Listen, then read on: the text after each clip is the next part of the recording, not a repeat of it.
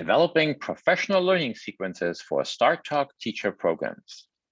This short overview program is designed to allow you to create checks for learning that move participants from acquiring and processing to learning to applying that learning in ways that prepare them to implement new skills in their own teaching environments. We will be talking about stage 3 of the teacher program curriculum template.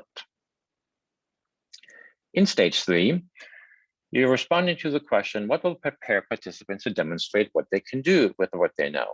You have already identified your performance task and the evidence pieces that you'll be collecting throughout the program.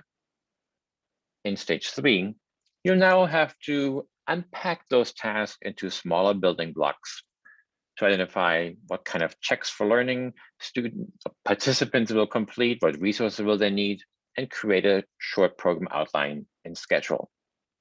We'll be looking at the different kinds of checks for learning we're asking you to create. Returning programs are already familiar with the sequence of acquire, process, and apply. This is not new. However, in the new template, you will not be asked to create learning targets, rather identify checks for learning for each one of those stages. What's the purpose of each of those stages? Well, acquire, think of this truly as the input for the professional learning. How will you or whoever is teaching in your program share all this new information with participants? Process is processing the input, and that means what kind of opportunities are you going to create that will allow participants to develop ownership of all the new things that you have shared with them so that they can internalize and make it their own? And then, of course, apply. Similar to the output phase in language learning is these are the kinds of checks where they're going to try to apply their theoretical understanding of what you taught them, what the input you provided for them, in order to use that knowledge and develop new skills. This is where the change happens. Often, the applied checks for learning are very similar or mirror what your performance task in stage 2 will ask participants to do. Not the same, but similar perhaps, or a building block towards meeting that performance task. In the curriculum development guide, you will also find a series of verbs that explain or that give you some examples of what these checks for learning could be. So when we're talking about acquiring, we're talking about these kind of verbs. When we're talking about processing, we're looking for activities that you'll create that allow participants to explain, define, distinguish, outline, categorize. And then, of course, in the application phase, it's all about designing and doing and demonstrating, using, performing. Let's take a look at an example sequence from each one of these sample curricula for each different program type. This particular check of learning comes from an overview sample curriculum.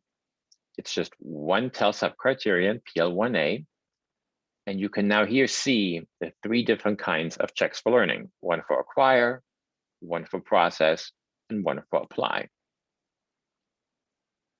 So this particular target deals all about participants' understanding of proficiency levels for students. So in the acquire phase, they will analyze some units and identify unit expectations. Whereas in the process phase, they're going to determine what likely age ranges that now that we don't know what this unit is from. And then the apply phase, they will actually modify an existing unit. Notice they're not creating anything new themselves necessarily, because this, of course, is an overview program. So we're just going at an introductory level of learning. If your program is a focus program, this is from the sample curriculum for focus programs, different sub-criterion. But again, you can see the 3 different types of checks for learning. This one deals with all about learning targets. So in the acquire phase, that input, they're going to read and discuss some articles about learning targets and see some sample learning targets to just kind of figure out what is the purpose, what's the point of having learning targets. In the process phase, now happening more in pair and small groups, they're going to look at existing learning targets, perhaps from the model curriculum, and figure out, okay, which ones are the right ones for this particular performance task? And then in the apply phase, they're actually going to do it themselves, because remember, in focus, they are going to apply by planning for something. So they're going to take a unit goal and actually unpack it into a series of learning targets. This next series comes from a demonstration program. This is a planning one about assessment tasks. So in Acquire, they'll categorize and sequence proficiency benchmarks. In Process, they look at some assessment tasks from the STARTALK model curriculum, determine what's the likely performance range for these tasks. And then in the Apply phase, they will actually draft some student responses for those assessment tasks to see, can we predict what kind of responses we would get depending on the proficiency level. Now you might say, Thomas, isn't demonstration program supposed to have micro and peer teaching? And yes, it does. Of course, the micro and peer teaching is one of the final performance tasks that they'll be doing. So not every apply check for learning is going to be micro and peer teaching, but perhaps get them ready for that. Since this is a demonstration program that really deals with creating assessment tasks, they obviously have to understand these kinds of foundational elements before they can create their own assessment tasks that they then try out with their colleagues. And lastly, an example from the practicum sample curriculum. It's another learning target goal. And in this one, again, they read and discuss, analyzing some can-do statements from the curriculum. Then they brainstorm some options of how they might share the learning targets. And in the apply phase, they're actually going to create a learning plan that they're going to have to use when they go teach in the student program.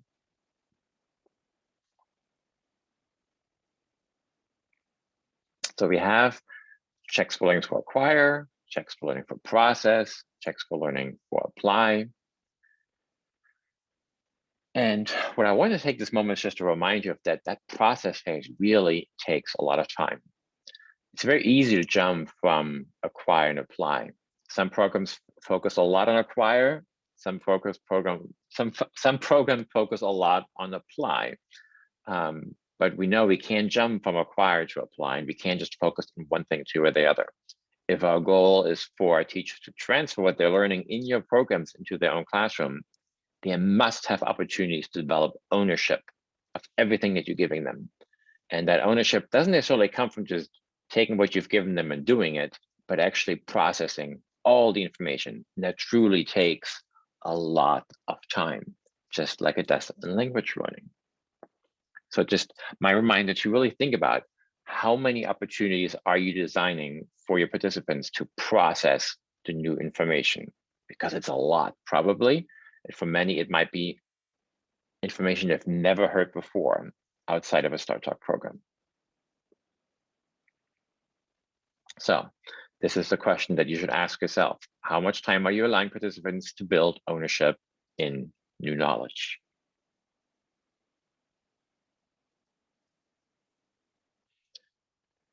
Of course, these three phases or these three types of checks for learning, you'll be creating one of each for each TEL sub-criterion in your curriculum. And you'll repeat that for every single TEL sub-criterion. Of course, those then all align to one larger TEL criterion and your performance task. So you want to make sure that those checks aren't just checks about the content you want to teach, but that the content actually isn't necessary.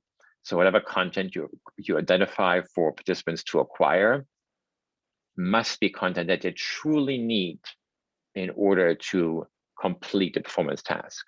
So this is another opportunity for you to figure out, what am I not going to share with my participants? Trust me, I have trained thousands of teachers and I understand it. I want to share everything with teachers as well. And I feel like I want to give them everything because it's so important. But we can't. We must figure out what is needed for that one performance task at a time. Because if we give them everything, nothing will stick and no changes will happen because of participation. We also have to remember that many of our participants come back year after year, either to your program or they seek out other programs. So it's okay. Just relax. Just know that your participants will have other opportunities to continue their growth journey. Participating in your STARTALK program will likely and hopefully not be the only time they're interacting with this important content. So make sure that, again, the things that you identify for them to acquire, to process and develop ownership in order to apply are actually needed to complete the performance task you've identified for your TEL criterion. In stage 3, of course, you'll also identify some reflection question then for each one of these sets and the resources that are needed for both of those, or how many sub-criteria you have. So let's talk about reflection just a little bit, because what is the role of reflection in professional learning?